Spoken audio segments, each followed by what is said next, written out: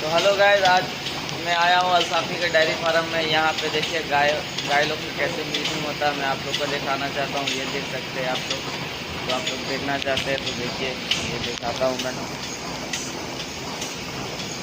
ये गाय है, इधर मिल्किंग हो रही है।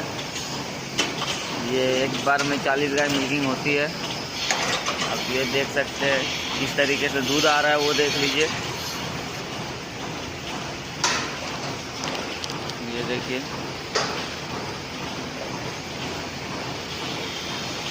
काफ़ी ज़्यादा गाय है यहाँ पे।